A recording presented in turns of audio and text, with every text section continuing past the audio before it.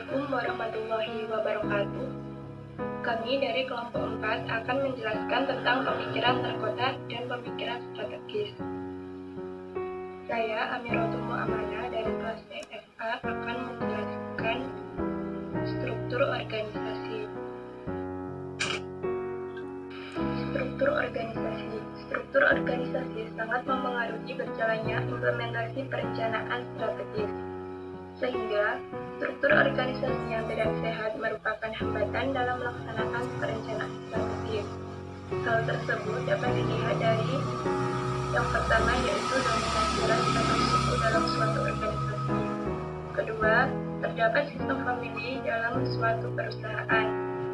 Yang ketiga, perputaran karyawan yang sangat sering. Yang keempat, keamanan dan kenyamanan. Yang kelima, overtime atau lembur yang tidak seharusnya. Yang keenam, ketidakterbukaan keuangan dan pelaporan-pelaporan yang penting. Dan yang ketujuh, persaingan kerja yang tidak sehat.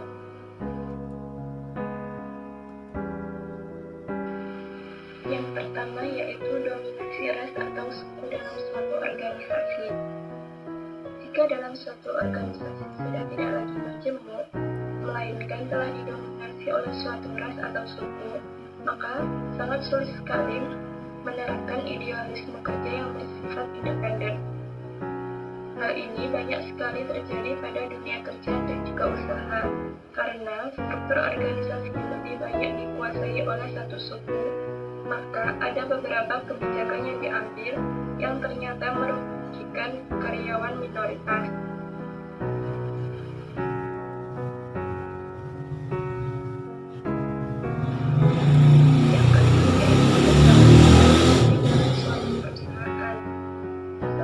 Ada beberapa pekerja yang berstatus sebagai keluarga, seperti suami dengan istri, paman dengan keponakan, dan lain-lain. Hal tersebut akan menciptakan struktur organisasi yang tidak sehat, yang masalahnya hampir tidak jauh berbeda dengan dominasi ras atau suku di suatu organisasi. Sehingga banyak perusahaan memberlakukan aturan bahwa tidak diperbolehkannya suami istri atau famili lainnya bekerja pada perusahaan yang sama, meskipun berbeda jenis pekerjaan.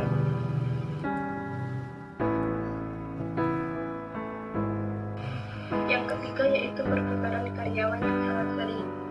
Perputaran karyawan ini akan berakibat pada terbengkalainya pekerjaan fungsional yang mempengaruhi pekerjaan yang lain seperti analisis dan pengambilan keputusan.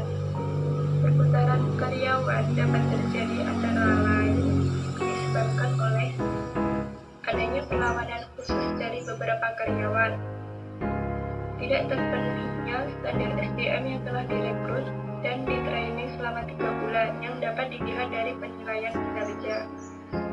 Dan yang terakhir yaitu manajemen yang kurang baik. Yang keempat yaitu keamanan dan kenyamanan.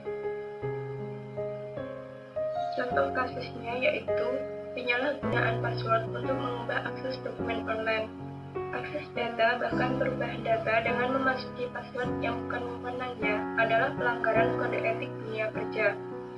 Hal tersebut harus segera diselesaikan oleh pihak independen yang ada di perusahaan.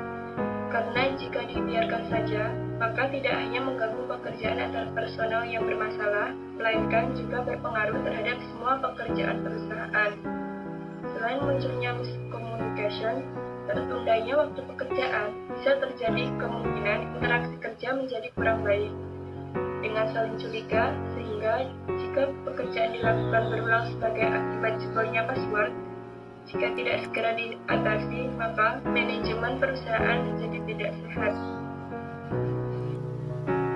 Yang kelima yaitu overtime atau lembur yang tidak seharusnya. Misal, pekerjaan yang seharusnya dihitung tepat waktu tanpa perlu waktu lembur, sering dikerjakan oleh karyawan dengan mengambil waktu lembur. Hal tersebut menunjukkan indikator permasalahan antara lain yaitu penundaan waktu pengerjaan demi mengejar fee overtime atau upah lembur, sehingga efisiensi perusahaan tidak tercapai. Yang kedua yaitu terjadi ketidaktepatan waktu deadline yang harus dipenuhi karyawan dalam menyelesaikan mereka. Yang keenam yaitu ketidakterbukaan keuangan dan pelaporan-pelaporan yang penting. Ketidakterbukaan keuangan dan pelaporan-pelaporan yang penting menimbulkan banyak kesalahpahaman yang menurunkan loyalitas kerja. Misalnya, setelah ada banyak pemasukan kas di perusahaan, maka ketika karyawan mengajukan haknya berupa overtime, waktu pembayaran klaimnya sudah cukup lama tanpa alasan yang jelas, sehingga hal tersebut membuat kinerja karyawan menurun karena haknya belum diberikan. Yang ketujuh yaitu persaingan kerja yang tidak sehat. Persaingan kerja yang tidak sehat merupakan ancaman besar bagi sebuah perusahaan, karena pada dasarnya persaingan tidak sehat terjadi karena jalur komunikasi yang hanya mengandalkan garis vertikal saja dan mengabaikan jalur komunikasi horizontal, sehingga risiko manipulasi informasi menjadi sangat tinggi. Kepemimpinan yang hanya berkomunikasi pada bawahannya dipimpinnya pada saat ketika di bawahnya, maka situasi kerja tidak menjadi baik, dengan risiko kemungkinan terjadi adu domba, saling muka, kambing hitam, atau melempar kesalahan, serta menerima masukan sepihak saja, dan masih banyak kemungkinan lainnya yang akan terjadi. Kepemimpinan yang baik adalah mampu mencari informasi yang banyak dari berbagai level staf secara horizontal.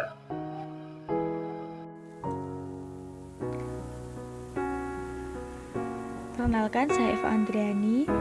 Di sini saya akan meneruskan dari penjabarannya Mbak Selin. Pelaksanaan perencanaan strategi yang baik didukung oleh struktur organisasi yang baik pula, yaitu yang dapat dilihat dari struktur organisasinya. Yang pertama yaitu sistem dan prosedur yang tepat. Nah, di dalamnya itu ada ruang lingkup kerja, usaha, dan besarnya perusahaan yang tepat. Kemudian budaya organisasi yang baik, sistem pembagian kerja yang adil sesuai dengan kebutuhan SDM, sesuai dengan karakteristik pekerjaan, dan juga ada rule independen yang senantiasa dipertahankan. Nah, dan juga ada budaya dan iklim kerja. Kemudian sumber daya yang tepat dan memadai, itu dalamnya ada kebijakan investasi yang tepat, kebijakan pembelanjaan atau penggunaan sumber dana yang tepat, kebijakan pencarian sumber dana yang tepat, senantiasa itu akan, dan di bawahnya ada model, ide, dan faktor produksi informasi dan lain-lain. Kemudian yang ketiga ada SDM yang tepat dan loyalitas, itu ada perekrutan sumber daya manusia yang benar, sistem reward atau kompensasi yang baik, yang bijak sesuai distribusi kinerja karyawan terhadap perusahaan. Kemudian ada budaya organisasi yang baik, sistem penilaian kinerja yang baik, dan leader dan bawahan. Nah, di situ ada budaya organisasi. Nah, apa itu budaya organisasi? Budaya organisasi adalah bagian terpenting dalam kesuksesan pelaksanaan perencanaan strategis karena berkaitan dengan perilaku sumber daya manusia yang ada di dalam perusahaan dalam beraktivitas kerja, merespon, atau bereaksi serta bertindak. Nah, beberapa contoh budaya organisasi itu dapat diamati dari penampakan fisik kultur dan juga prosedur komunikasi. Nah, apa itu penampakan fisik kultur budaya dan perusahaan? Yaitu yang mencerminkan budaya organisasi atau perusahaan itu sendiri, yaitu dapat dilihat dari beberapa contoh. Contoh pertama yaitu Alfamart. Alfamart mempunyai moto konsumen adalah raja. Itu terlihat dari sapaan mereka ketika Anda masuk ke swalayan tersebut, yaitu biasanya mereka mengucapkan selamat datang, selamat berbelanja kakak. Nah, dan mengucapkan terima kasih ketika Anda meninggalkan swalayan. Kemudian contoh yang kedua yaitu perusahaan otomotif mewajibkan karyawatinya menggunakan celana jeans sebagai salah satu atribut pakaian kerja sesuai dengan usaha otomotif yang merupakan usaha yang membutuhkan aktivitas support yang tinggi. Maka pakaian jeans selain memberikan kesan support juga memudahkan gerak kerja bagi kaum wanita. Contoh yang ketiga yaitu di perhotelan yang mengharuskan karyawannya berbusana adat daerah pada hari tertentu. Hal tersebut sesuai dengan usaha perhotelan yang merupakan bagian dari bidang usaha pariwisata. Nah, yang kedua yaitu prosedur komunikasi, yaitu yang menunjukkan kultur budaya organisasi atau perusahaan. Dilihat dari cara berkomunikasi. Contohnya,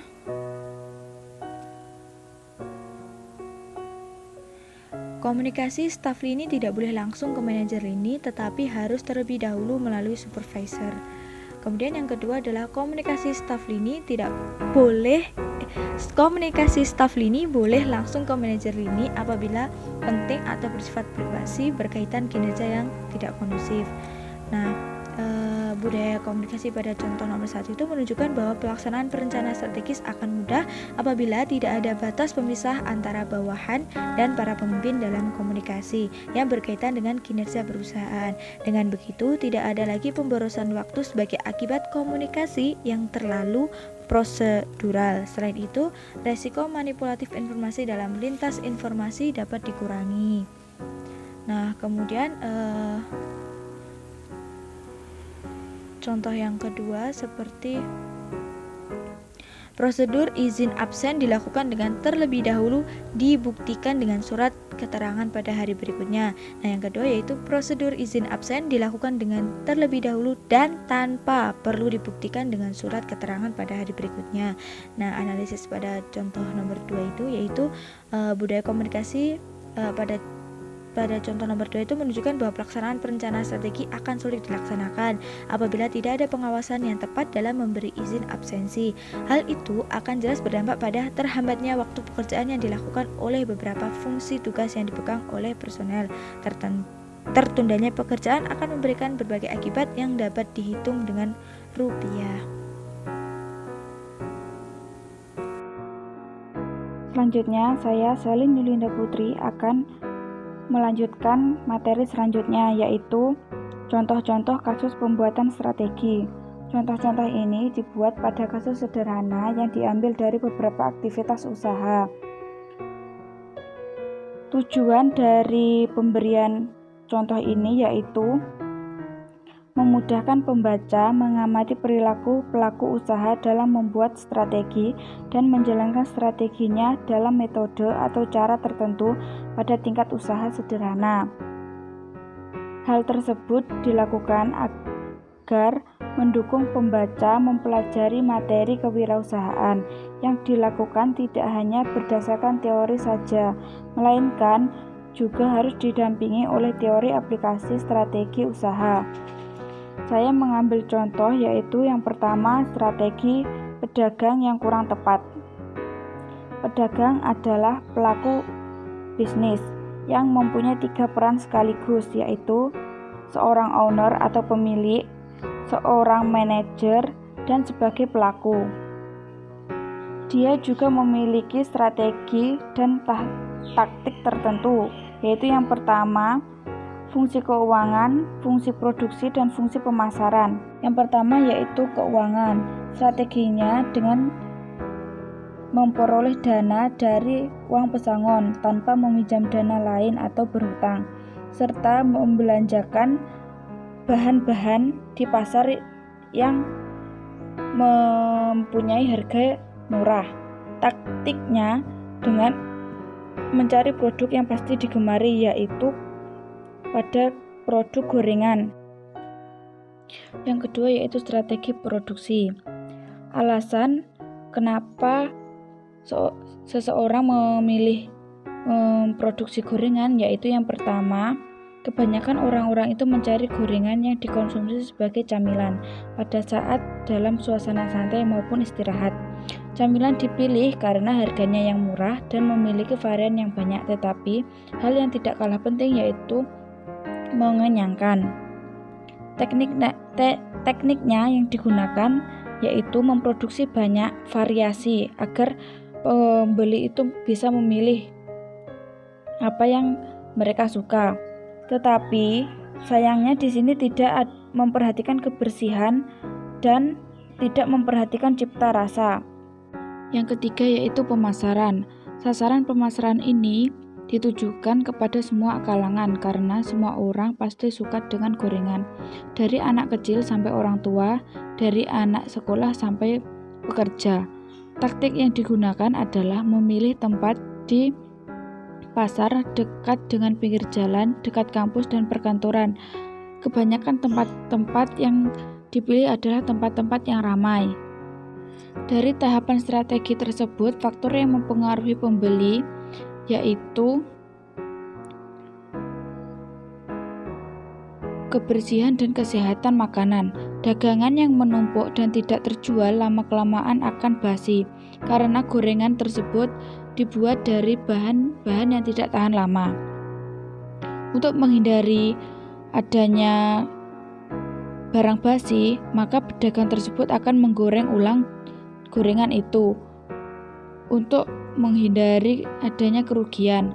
Tindakan tersebut mengakibatkan pembeli akan kapok membeli, dan akhirnya lambat laun usaha dagang gorengan itu akan mengalami kebangkrutan. Yang selanjutnya adalah saya akan memberikan contoh lagi, yaitu strategi angkot yang kurang tepat. Supir angkot adalah pelaku bisnis yang mempunyai 3 peran sekaligus, yaitu sebagai pemilik atau owner, karena mobil angkot itu adalah miliknya sendiri, sebagai seorang manajer, dan sebagai pelaku. Yang pertama yaitu strategi keuangan. Strategi keuangannya yaitu mendapatkan pesangon. Taktiknya ialah dengan uang pesangon tersebut ia berinvestasi dengan membeli mobil angkot yang baru, sehingga ia tidak membutuhkan biaya perbaikan. Yang kedua yaitu produksi. Strategi produksinya yaitu ia memilih jasa angkutan umum karena jasa ini sangat dibutuhkan bagi semua orang, terutama orang-orang yang tidak mempunyai kendaraan pribadi. Tekniknya yaitu memulai operasional saat jam-jam orang berangkat dan pulang beraktivitas. Dalam operasional produksi memiliki kekurangan, yaitu sopir kurang ahli dalam mengemudi angkotnya, sehingga banyak penumpang yang kapok naik angkotnya karena sopir tersebut tidak memperhatikan kenyamanan dan keamanan penumpang angkot. Strategi pemasarannya yaitu sasarannya adalah semua orang bisa menggunakan jasa angkot ini, terutama pada orang-orang yang tidak memiliki kendaraan pribadi maupun orang-orang yang memiliki ekonomi yang rendah. Taktiknya yang dilakukan adalah memilih tempat di pasar, stasiun, sekolah atau kampus, perkantoran, dan lain-lain, tetapi juga harus memperhatikan tempat di mana angkot itu dapat berhenti untuk menjemput penumpangnya. Dari banyaknya kelebihan dari angkot itu, angkot juga memiliki kekurangan, yaitu kurang tepat dalam strategi produksi dalam hal kenyamanan dan keamanan yang merupakan faktor utama bagi penumpang angkot. Hal tersebut mengakibatkan angkotnya jarang ada penumpang, walaupun masih memiliki penumpang tapi sedikit. Biaya produksinya seperti solar, oli, perawatan mobil, dan uang makan tetap berjalan terus, sehingga lambat laun usaha jasa angkutan tersebut akan mengalami kemunduran dan bisa juga sampai mengalami kebangkrutan. Kita mulai, perkenalkan dulu, nama saya Nevi Nuralisa. Nah, yang akan kita bahas ini yaitu contoh-contoh pembuatan strategi yang tepat. Contoh berpikir strategis itu yang saya contohkan pertama yaitu dari tukang sampah pasar. Menindaklanjuti dari cerita sebelumnya, pada kasus strategi yang kurang tepat dapat kita lihat sebagai berikut. Strategi pada pasar tradisional itu supaya banyak dikunjungi oleh calon pembeli adalah memenuhi syarat sebagai berikut. Itu yang pertama, ada bersih, nyaman, aman. Harganya juga yang harus terjangkau dibandingkan dengan bandrol di swalayan. Yang selanjutnya, kelengkapan barang sebanding dengan yang ada di swalayan dan tempat yang strategis dari swalayan. Jadi tempatnya itu harus lebih strategis.